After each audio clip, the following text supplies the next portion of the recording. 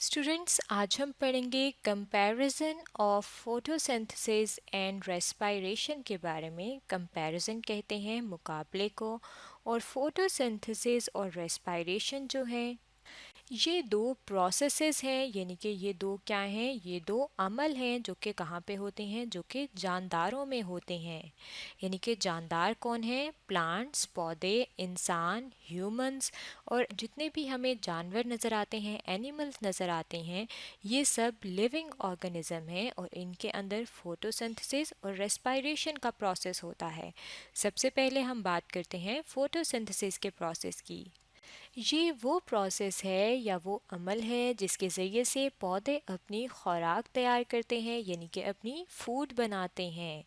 अब अगर हम बात करें रेस्पिरेशन की, तो रेस्पिरेशन वो अमल है जिसके ज़रिए से एनर्जी प्रोड्यूस होती है, यानी कि ताकत, जो कि हमें किसी भी काम करने के लिए एनर्जी की ज़रूरत होती है, ताकत की ज़रूरत होती है, वो हमें किस तरह से आती है, या वो आती है रेस्पिरेशन के प्रोसेस के ज़रिए। अब यहाँ पे जो है दोनों प्रोसेसेस दिखाए गए हैं। फोटोसिंथेसिस के प्रोसेस में क्या होता है, सूरज की रोशनी पड़ती है पौधों पे। अब फोटोसिंथेसिस का जो प्रोसेस है ये सिर्फ पौधों में होता है, और रेस्पिरेशन का जो प्रोसेस है वो पौधों में भी होता है, जानवरों में भी होता है, और इंसानों में भी होता है। इसलिए फोटोसिंथेसिस का जो प्रोसेस है उसमें हमने पौधे की तस्वीर लगाई है। अब पौधों के ऊपर जब सूरज की रोशनी पड़ती है तो क्या होता है, फोटोसिंथेसिस का अमल शुरू होता है। और जो सूरज की रोशनी, यानी कि जो सनलाइट है, जिसे हम कहते हैं कि सनलाइट से हमें क्या चीज़ मिलती है, सोलर एनर्जी मिलती है। तो वो सोलर एनर्जी फोटोसिंथेसिस के प्रोसेस के दौरान स्टोर हो जाती है, यानी कि जमा हो जाती है पौधों में। और किस तरह से जमा होती है कि पौधे इस अमल के ज़रिए अपनी खुराक तैयार करते हैं। अब सूरज की रोशनी क्योंकि दिन के वक्त पड़ती है, तो फोटोसिंथेसिस का प्रोसेस जो है वो किस टाइम होता है, वो होता है दिन के वक्त। लेकिन अगर हम रेस्पिरेशन के प्रोसेस की बात करें, तो रेस्पिरेशन के प्रोसेस के लिए रोशनी की, यानी कि लाइट की ज़रूरत नहीं होती। अब लाइट की ज़रूरत नहीं होती, और यहाँ पे आप देख सकते हैं कि यहाँ पे एनर्जी इस्तेमाल हुई है, यानी कि सूरज की जो रोशनी थी उसको पौधों ने इस्तेमाल किया है। लेकिन अगर हम रेस्पिरेशन के प्रोसेस की बात करें, तो इस अमल में एनर्जी बन रही होती है, यानी कि एनर्जी प्रोड्यूस होती है, या फिर हम कहते हैं कि एनर्जी रिलीज़ होती है। अब एनर्जी किस तरह से रिलीज़ होती है, अगर हम इसकी बात करें तो खुराक जो है पौधों में, अगर हम उसकी बात करें तो पौधों में खुराक तैयार होती है ग्लूकोज की फॉर्म में। यहाँ पे आप देख सकते हैं कि पौधे जो हैं अपनी खुराक तैयार कर रहे हैं। अब ये जो ग्लूकोज है ये पौधों की खुराक है, इसलिए हम यहाँ पे पहले थोड़ा सा उसके बारे में पढ़ लेते हैं कि हवा में कार्बन डाइऑक्साइड गैस मौजूद होती है, और पौधे क्या करते हैं, मट्टी से मॉइस्चर, यानी कि नमी को लेते हैं। किस तरह से लेते हैं, क्योंकि उनकी जड़ें जो हैं वो उस पानी को जज़ब करती हैं, और ये पानी, वाटर और कार्बन डाइऑक्साइड सूरज की रोशनी की मौजूदगी में मिलते हैं और क्या बनाते हैं, शुगर बनाते हैं। शुगर क्या है, ग्लूकोज है, और ये पौधे की खुराक है। अब यही जो शुगर है या ग्लूकोज है ये पौधे की खुराक है। इसके अलावा बहुत सारी चीज़ें इंसान ऐसे खाते हैं जिनके अंदर शुगर या फिर ग्लूकोज मौजूद होती है, जैसे कि चीनी। जब हम चीनी खाते हैं या कोई भी हम मीठा खाते हैं तो उससे हमें ताकत मिलती है। अब ताकत किस तरह से मिलती है कि वो जो ग्लूकोज होती है वो ऑक्सीजन की मौजूदगी में टूट जाती है, यानी कि उसकी ब्रेक डाउन हो जाती है। और जब उसके ब्रेक डाउन होती है तो क्या होता है, यहाँ पे आप देख सकते हैं कि ऑक्सीजन और ग्लूकोज जब आपस में इकट्ठे होते हैं तो ग्लूकोज की ब्रेक डाउन की वजह से कार्बन डाइऑक्साइड गैस बनती है, पानी बनता है, वाटर बनता है, और साथ साथ एनर्जी बनती है, यानी कि एनर्जी रिलीज़ हो रही है। अब ये जो प्रोसेस है रेस्पिरेशन का, ये पौधों में भी होता है, जानवरों में भी होता है, और इंसानों में भी होता है।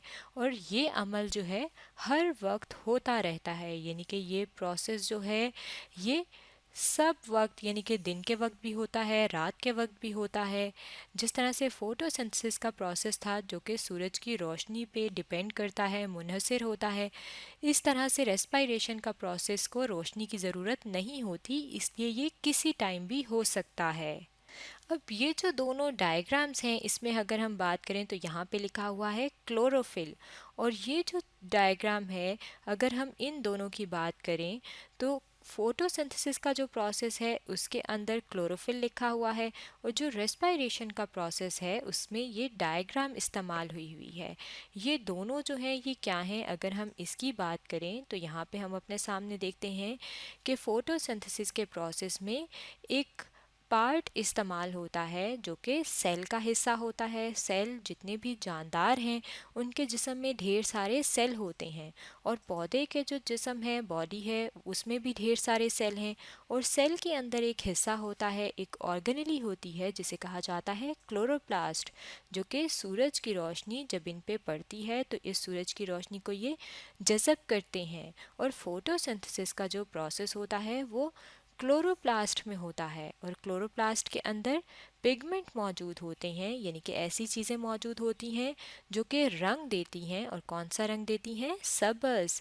इसीलिए हमें पौधे हरे नज़र आते हैं, सबज़ नज़र आते हैं। और फोटोसिंथेसिस के प्रोसेस में हम क्लोरोफिल इसलिए लिखते हैं क्योंकि वो कहाँ पे हो रहा है प्रोसेस? क्लोरोप्लास्ट में। और क्लोरोप्लास्ट में क्या चीज़ होती है? क्लोरोफिल होता है। लेकिन अगर हम रेस्पायरेशन की बात करें तो उसमें हमें जो पार्ट नज़र आता है वो है माइटोकॉन्ड्रिया। यानी कि रेस्पायरेशन का प्रोसेस कहाँ पे होता है सेल में? ये होता है माइटोकॉन्ड्रिया में। दोनों प्रोसेस सारे जो जानदार हैं वो सेल से मिलके बने हुए हैं, तो सेल में प्रोसेसेस हो रहे हैं, लेकिन सेल में जो उनके हिस्से इस्तेमाल हो रहे हैं वो मुख्तलिफ हैं। फोटोसिंथेसिस में क्लोरोप्लास्ट इस्तेमाल होता है, जबकि रेस्पायरेशन में माइटोकॉन्ड्रिया इस्तेमाल होता है। इसके अलावा अगर हम देखें तो यहाँ पे हम देख सकते हैं कि ये जो फोटोसिंथेसिस का प्रोसेस है इसके में सूरज की रोशनी के अलावा दो और चीज़ें कौन सी चाहिए होती हैं? कार्बन डाइऑक्साइड, CO2 कहते हैं कार्बन डाइऑक्साइड को। कार्बन डाइऑक्साइड क्या है? ये एक गैस है जो कि हवा में मौजूद होती है, और फोटोसिंथेसिस के लिए इसकी ज़रूरत होती है। इसके अलावा वाटर की ज़रूरत होती है, पानी की ज़रूरत होती है पौधों को खुराक तैयार करने के लिए, फोटोसिंथेसिस के अमल के लिए। और वाटर के लिए हम क्या लिखते हैं? H2O। पानी जो है पौधे जड़ों के ज़रिए सॉइल से, मट्टी से जज़ब करते हैं, और इस वाटर को ये इस्तेमाल करते हैं फोटोसिंथेसिस के प्रोसेस के लिए। लेकिन रेस्पायरेशन का प्रोसेस जो है उसमें क्या होता है कि जो खुराक तैयार हो जाती है जो कि ग्लूकोज की फॉर्म में होती है, अगर हम उसकी बात करें तो जब वो जो ग्लूकोज है उसकी ऑक्सीजन O2 जो है ऑक्सीजन को शो कर रहा है, ऑक्सीजन की मौजूदगी में इस फूड की ब्रेकडाउन होती है, यानी कि जब ये टूटता है तो क्या चीज़ बनती है? कार्बन डाइऑक्साइड प्रोड्यूस होती है। यानी कि रेस्पायरेशन के प्रोसेस में कार्बन डाइऑक्साइड बनती है, और फोटोसिंथेसिस के प्रोसेस में कार्बन डाइऑक्साइड इस्तेमाल होती है। इसी तरह से रेस्पायरेशन का जब प्रोसेस हो जाता है माइटोकॉन्ड्रिया में तो आप देख सकते हैं कि वाटर जो है वो प्रोड्यूस होता है। लेकिन फोटोसिंथेसिस में क्या था? फोटोसिंथेसिस में वाटर इस्तेमाल हो रहा था, यूज़ हो रहा था। औ- और ये जो दोनों प्रोसेस हैं अगर हम इसकी बात करें तो इन दोनों में क्या होता है? एनर्जी जो है हिस्सा लेती है, और किस तरह से हिस्सा लेती है कि ये जो फोटोसिंथेसिस का प्रोसेस है इसमें सूरज की रोशनी से एनर्जी ली जाती है। और जो रेस्पायरेशन का प्रोसेस है उसमें क्या होता है? उसमें फूड से यानी कि खुराक से एनर्जी हासिल की जाती है, यानी कि जो एनर्जी हासिल करने का सोर्स है यानी कि जो ज़रिया है इन दोनों में वो मुख्तलिफ है, यानी कि डिफरेंट है। फोटोसिंथेसिस में वो सूरज है, सन है, और रेस्पायरेशन के प्रोसेस में वो खुराक है, फूड है। अब हमने देखा है कि ये जो दोनों प्रोसेस हैं फोटोसिंथेसिस और रेस्पायरेशन ये जानदार के अंदर होते हैं। फोटोसिंथेसिस पौधों में और रेस्पायरेशन पौधों, जानवरों और इंसानों तीनों में। और ये दोनों जो हैं होते जानदार के अंदर हैं, लिविंग ऑर्गेनिजम्स के अंदर हैं, लेकिन ये एक दूसरे से मुख्तलिफ हैं। तो स्टूडेंट्स, आज हमने पढ़ा है comparison of photosynthesis and respiration के बारे में।